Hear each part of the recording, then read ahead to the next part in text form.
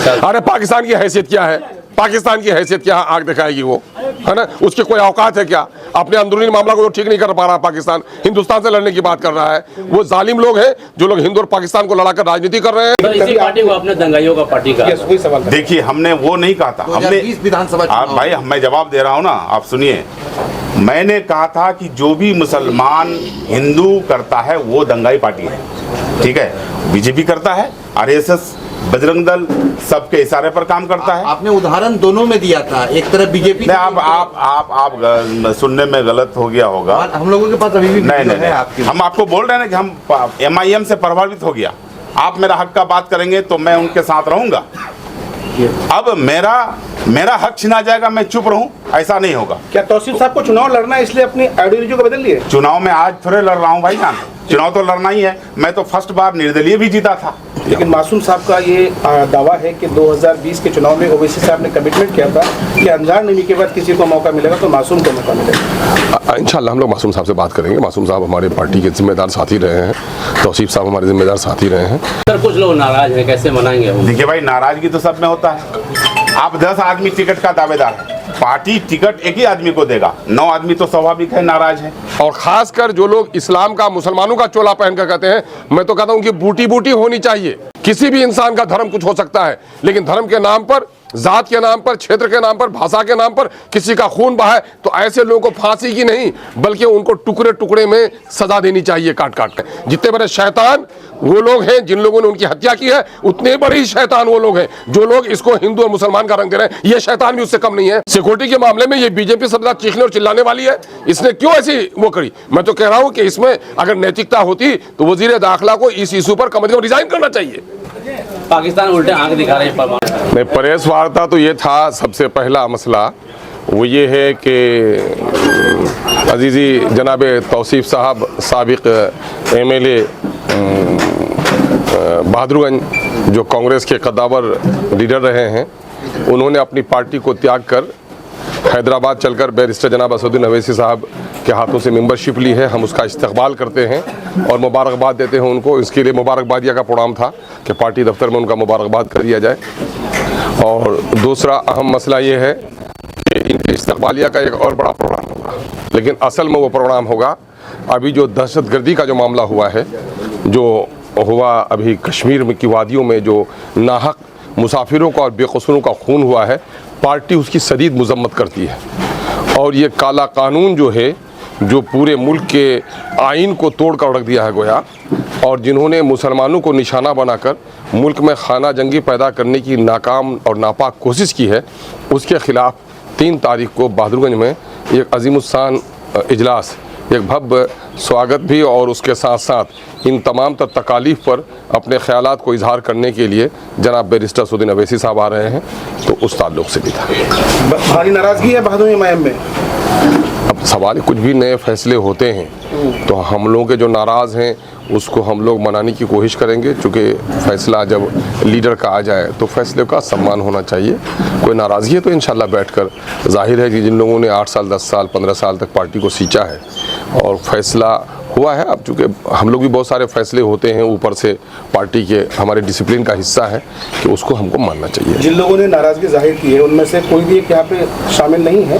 नहीं, अभी तारीख तक का अल्टीमेटम दिया है। नहीं, अभी शामिल नहीं हुए। तो अभी चूँकि अचानक ये प्रोग्राम होना था बाद को, अभी चूँकि आज हमको जाना है, वो पटना जाना है, और मेरे इलाके में अभी गैस का एक सिलेंडर का हादसा हुआ है, 2 आदमी का इंतकाल हुआ गया है, 3 जाँ बहक हैं। मुझको जल्दबाजी में तो ये प्रोग्राम हुआ है। हम लोग इसके बाद उन लोगों को भी लेकर इंशाल्लाह बैठेंगे। पहलगाम में जो और हम तौसीफ साहब से भी गुजारिश करेंगे कि तौसीफ साहब वहाँ अपने नाराज़ भाइयों से मिलें जाकर के। होता है कुछ लोगों की अपनी उम्मीदें होती हैं, अगर उसकी उम्मीदें पूरी नहीं होती तो झटका तो लगता है, झटका लगता है तो होना चाहिए। मैं राजद में उम्मीदवार था और त्रिलोकचंद जैन साहब भी थे। टिकट का फैसला मेरे हक़ में हुआ। मैं तिल्लू बाबू के पास गया, दरवाजे पर जाकर के मैं उनसे गले लग कर आया कि भाई मैं आपके बगैर अधूरा हूँ, आप हमारा सहयोग कीजिए। तिल्लू बाबू ने उस वक्त बड़ा मैंने नाराज़गी थी, लेकिन मेरा बड़ा सम्मान किया और फिर बात को मेरा साथ भी दिया। लेकिन मासूम साहब का ये दावा है कि 2020 के चुनाव में ओवैसी साहब ने कमिटमेंट किया था कि अंजार नहीं के बाद किसी को मौका मिलेगा तो मासूम को मौका मिलेगा। इंशाल्लाह हम लोग मासूम साहब से बात करेंगे। मासूम साहब हमारे पार्टी के जिम्मेदार साथी रहे हैं, तौसीफ साहब हमारे जिम्मेदार साथी रहे हैं, है ना। हरचंद की उन लोगों को इस बात की इत्तला दी गई है कि पार्टी ने एक फैसला लिया है और वक्त और हालात के मुताबिक कुछ फैसले होते हैं, इसको स्वीकार करना चाहिए। नाराज़ हैं तो हम लोग इंशाल्लाह मनाएंगे उसको। बहादुरगंज का टिकट लगभग तय कर दिया गया, ऐसे ही पूरे जितने विधानसभा है कोचाधामन, ठाकुरगंज और भी जो विधानसभा उसका भी तय किया जाएगा जल्दी में, या फिर पिछली बार की तरह लास्ट टाइम में तय किया जाएगा? आपने पिछले बार से कुछ तब्दीली अभी देखी कि नहीं देखी?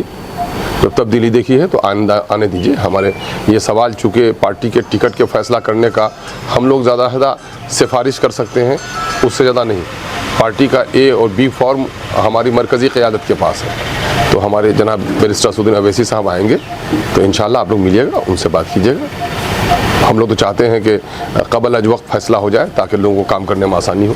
तौसीफ भाई, कल तक कांग्रेस में थे, अब AIM के दामन थामे हैं, क्या कुछ कहेंगे?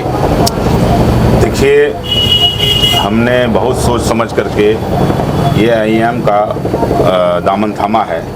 देश का जो हालात है, ये काला कानून हम लोग के माथे पर थोपा गया है।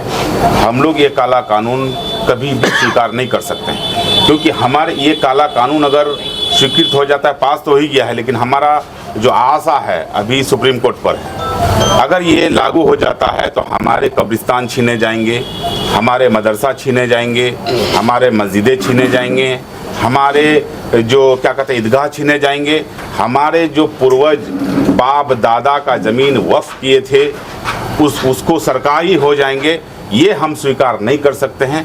इसलिए हमने देखा कि हक का बात और इस काला कानून में हमारे अवैसी साहब जो पूरे भारत के लीडर हैं, MIM के सदर हैं, इन्होंने जो बात कही है, जो लोकसभा के अंदर बिल को भी फाड़ने का काम किया है, जो मैं उनसे प्रभावित हो गया और हमने कहा, हमने सोच समझ करके फैसला लिया। हमने देखा कि ये आदमी के अंदर गुण है, ये आदमी हक का बात करता है और जो मुसलमान का हक का जो छीना जा रहा है उसमें बढ़ चढ़ कर हिस्सा ले रहा है। इसलिए हमने फैसला ले लिया। लेकिन आप ही ने कभी कहा था, लेकिन इसी पार्टी को आपने दंगाइयों का पार्टी कहा। वही सवाल था। देखिए, हमने वो नहीं कहा था। हमने 2020 विधानसभा आप भाई, मैं जवाब दे रहा हूँ ना, आप सुनिए। मैंने कहा था कि जो भी मुसलमान हिंदू करता है वो दंगाई पार्टी है, ठीक है। बीजेपी करता है, RSS, बजरंग दल सबके इशारे पर काम करता है। आपने उदाहरण दोनों में दिया था, एक तरफ बीजेपी। नहीं, आप सुनने में गलत हो गया होगा। हम लोगों के पास अभी भी नहीं, है आपकी। हम आपको बोल रहे हैं कि हम MIM से प्रभावित हो गया। आप मेरा हक का बात करेंगे तो मैं उनके साथ रहूंगा। अब मेरा हक छीना जाएगा, मैं चुप रहूं, ऐसा नहीं होगा। क्या तौसीफ साहब को चुनाव लड़ना है इसलिए अपनी आइडियोलॉजी को बदल लिए? चुनाव में आज थोड़े लड़ रहा हूं भाईजान, चुनाव तो लड़ना ही है। मैं तो फर्स्ट बार निर्दलीय भी जीता था। कांग्रेस पार्टी इस काले कानून के खिलाफ मजबूती से नहीं रखा। कांग्रेस पार्टी हमारा मुसलमान वोट को वोट बैंक समझता है, लेकिन जहां मुसलमानों का हक छीना जाता है वहां कभी भी बोलने का काम नहीं करता है। इसीलिए मैंने प्रभावित हुआ और मैं पूरे जैसे अख्तर साहब भी लगे हुए हैं, ओवैसी साहब भी पूरा लगे हुए हैं इस काला कानून के खिलाफ। मैं प्रभावित हो गया और मैं कह रहा हूं कि मैं मुसलमान का हक का बात किया है। ओवैसी साहब का मैं शुक्रगुजार हूं, अख्तर साहब का मैं शुक्रगुजार हूं, जो आपने ये जो काला कानून मुसलमानों के माथे में थोपा गया, इसके विरोध में आपने सड़क से ने सदन तक उठाया, इसके लिए मैं शुक्रगुजार हूं। सर, कुछ लोग नाराज हैं, कैसे मनाएंगे वो? देखिए भाई, नाराजगी तो सब में होता है। आप 10 आदमी टिकट का दावेदार है, पार्टी टिकट एक ही आदमी को देगा, 9 आदमी तो स्वाभाविक है नाराज है। अब है कि हमने उसके पास जाएंगे, हमने अपना बात रखेंगे। अब पार्टी का डिसिप्लिन भी होता है ना, पार्टी अगर फैसला लेता है तो उसको मानना चाहिए। लेकिन जिस ओवैसी साहब ने 2020 में पानी पी कर तौसीफ साहब के खिलाफ एक मुहिम चलाई थी, अब हम कैसे भरोसा करेंगे ओवैसी पर? नहीं, देखिए, वो अपना बात रखा था, ओवैसी साहब अपना बात रखा था, हम भी कुछ कहे थे, हम भी अपना बात रखे थे। जनता ने उसका बात को पसंद किया, हमारा बात को नहीं पसंद किया। तो जनता जो बात पसंद करे उसको स्वीकार करना चाहिए। क्योंकि सर एक सवाल मेरी तरफ से भी है, लोग इस बात को बर्दाश्त नहीं कर पाते हैं कि तौसीफ साहब का पिछला 17, 18, 20 सालों का करियर रहा है जो कांग्रेस पार्टी में मजबूती के साथ रहा है। MIM पार्टी में जीतने के बाद आप रहेंगे, लोग मतलब इस बात को हजम नहीं कर पा रहे हैं। आप यहाँ से घर जा पाएंगे? ये तो सर मौत की बात हो गई। तो उम्मीद पर दुनिया कायम है, दुनिया उम्मीद पर कायम है। कोई नहीं कह सकता है कि मेरा जो हयात है, हम सांस छोड़ रहे हैं, ले पाएंगे कि नहीं पाएंगे। आप उम्मीद पर दुनिया छोड़ दिए, उम्मीद पर दुनिया कायम है। सर पार्टी बदले, विधानसभा ही बदलेंगे क्या? नहीं, हम बहादुरगंज से ही लड़ेंगे और इंशाअल्लाह सदर साहब भी घोषणा किए हैं, अख्तर साहब भी। मैं तो शुक्रगुजार हूं अख्तर साहब का और सदर साहब का, जो आपने मुझे जगह दिया पार्टी में। मैं आप लोगों का शुक्रगुजार। सर मेरी तरफ से एक आखिरी सवाल है सर। पूछिए। आपने MIM ज्वाइन किया, लेकिन आरोप ये लगता है कि आपने सदर को, बिहार प्रदेश सदर को मैनेज करके कांग्रेस किशनगंज की पार्टी जो जिम्मेदार है उनको मैनेज करके सीधे हैदराबाद पहुंच गए। नहीं, जो है आपने हमने सदर साहब के साथ गया हैदराबाद, सदर साहब के अध्यक्षता में, और ओवैसी साहब ने मुझे माला पहनाया। आपका एक कॉल रिकॉर्ड वायरल हो रहा है जिसमें एक लाठिया कार्यकर्ता को धमकी दे रहे हैं फर्जी केस में फंसाने के लिए। नहीं, वो गलत है, मेरा आवाज़ नहीं। सर पाकिस्तान के इशारे पे पुलवामा जैसे घटनाओं को अंजाम दिया गया, क्या कहेंगे? मैं कह रहा हूँ पाकिस्तान हो या कोई जालिमिस्तान हो या कोई शैतानिस्तान हो, जिसके इशारे पर भी ये काम हो रहा है, उसकी मैं भर्त्सना करता हूँ, मुजम्मत करता हूँ, कंडेम करता हूँ। और यही नहीं सिर्फ कहता हूँ, बल्कि किसी एक इंसान का नाहक खून पूरे इंसानों का खून बहाने के बराबर है, और किसी एक मासूम इंसान को बचाना पूरे मानवता को बचाने के बराबर है। और ख़ासकर जो लोग इस्लाम का, मुसलमानों का चोला पहन कर कहते हैं, मैं तो कहता हूँ कि बूटी बूटी होनी चाहिए। इस्लाम के पैगंबर हजरत मोहम्मद मुस्तफ़ा सल्लल्लाहु अलैहि वसल्लम ने दुनिया में अमन का पैगाम दिया है, मोहब्बत का पैगाम दिया है, वफ़ू दरगुजर का पैगाम दिया है, अदल का पैगाम दिया है और भाईचारगी का पैगाम दिया है। और ये कहा है कि पूरी इंसानियत खुदा का कुंबा है और सारे इंसान एक ही माँ बाप के संतान है। ये तस्वर बहुत लोगों को नहीं होगा। हमारा तो ये तस्वर है हमारा कि सारे इंसान एक माँ बाप के संतान हैं। इस संसार का सिर्फ ईश्वर ही एक नहीं है, बल्कि सारे इंसान एक ही माँ बाप के संतान है। किसी भी इंसान का धर्म कुछ हो सकता है, लेकिन धर्म के नाम पर, जात के नाम पर, क्षेत्र के नाम पर, भाषा के नाम पर किसी का खून बहाए तो ऐसे लोगों को फांसी की नहीं बल्कि उनको टुकड़े टुकड़े में सजा देनी चाहिए, काट काट कर। मासूम बच्चों की भी सर हत्या की गई है। मैं कह रहा हूं कि मासूम हो, जवान हो या बूढ़े हो, औरत हो या मर्द हो, नाहक खून नाहक है, उसकी जितनी भी सजा दी जाए कम है।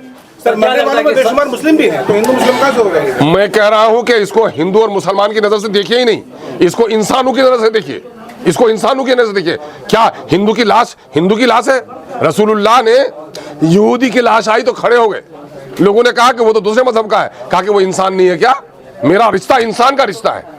ये दूसरे लोग हैं, ये शैतान है। जितने बड़े शैतान वो लोग हैं जिन लोगों ने उनकी हत्या की है, उतने बड़े ही शैतान वो लोग हैं जो लोग इसको हिंदू और मुसलमान का रंग दे रहे हैं। ये शैतान भी उससे कम नहीं है, बल्कि ये कहूं मैं कि तलवारों ने उतनी गर्दन नहीं काटी है जितने कलम ने गर्दन काटी है। बारूद ने भी वो हंगामा नसर को नहीं जलाया है जितना मीडिया के लोगों ने जलाया है। इसलिए इसको हिंदू मुस्लिम के आईना से देखने वाला जितनी सजा का मुस्तहिक कोई है, इतने कमीने भी हैं। सर सर्वदलीय बैठक के बाद भी भारत सरकार कहीं ना कहीं विलम्ब कर रही है। 56 इंच का सीना वाले जो है प्रधानमंत्री वो कहीं कार्रवाई नहीं कर रहे हैं। नहीं, मैं तो ये कह रहा हूँ कि सर्वदलीय बैठक में खुद हुकूमत ने ये माना है कि मेरा कहीं ना कहीं वहाँ पर सिक्योरिटी का जो निज़ाम होना था वो नहीं है। ये इंटेलिजेंस फेलियर है हमारे सरकार के लिए। मैं कह रहा हूँ सरकार कर क्या रही है? एक तरफ रोजगार नहीं दे पा रहे हैं, रुपए की कीमत घट रही है, महंगाई पर काबू नहीं पा रहे हैं, लोग यहाँ GDP का बुरा हाल करके रख दिया, किसानों का बुरा हाल करके रख दिया, एजुकेशन को चौपट करके रख दिया, गरीबी और अमीरी में खाई बढ़ा दी है। सिक्योरिटी का मामला हो, सिक्योरिटी के मामले में ये बीजेपी सरकार चीखने और चिल्लाने वाली है। इसने क्यों ऐसी वो करी? मैं तो कह रहा हूं कि इसमें अगर नैतिकता होती तो वजीर दाखिला को इस इशू पर कम से कम रिजाइन करना चाहिए। पाकिस्तान उल्टे आंख दिखा रही है परमाणु मिसाइल। अरे पाकिस्तान की हैसियत क्या है? पाकिस्तान की हैसियत क्या आग दिखाएगी वो, है ना? उसकी कोई औकात है क्या? अपने अंदरूनी मामला को तो ठीक नहीं कर पा रहा पाकिस्तान, हिंदुस्तान से लड़ने की बात कर रहा है। वो जालिम लोग हैं जो लोग हिंदू और पाकिस्तान को लड़ाकर राजनीति कर रहे हैं। वहाँ के राजनेता अपनी कमजोरी को छुपाने के लिए ये शैतानी कर रहे हैं। सर मोदी जी सऊदी से पहलगाम न जाकर के सीधे बिहार आते हैं सर, इसको कैसे करेंगे? अब ये तो मीडिया वालों को सोचना चाहिए कि जहाँ खून बहा पहले वहाँ जाना चाहिए। सब कुछ ये प्यारे जो उनके हैं, प्यादे जो हैं उनके, मोदी गोदी मीडिया के लोग, उनके मुंह बंद हैं, उनके मुंह बंद हैं। वो जो भी करें सच है। वो दिन को रात कहें तो रात मान जाएंगे, क्योंकि चांदी के जूते से ये बात मान जाएंगे। सर पानी रोका गया तो वार के रूप में देखा जाएगा, पाकिस्तान की तरफ से बयान आया, क्या इसको लगता है? ये हमारा नेशनल पॉलिसी है, इसको हमारे ऊपर के लोग तय करेंगे। मैं कह रहा हूं कि जो कुछ हमारे साथ कोई शरारत करे उसके साथ शरारत करनी चाहिए। पाकिस्तान ने शरारत की है, अगर पाकिस्तान ने शह दिया है तो उसके साथ शरारत होनी चाहिए।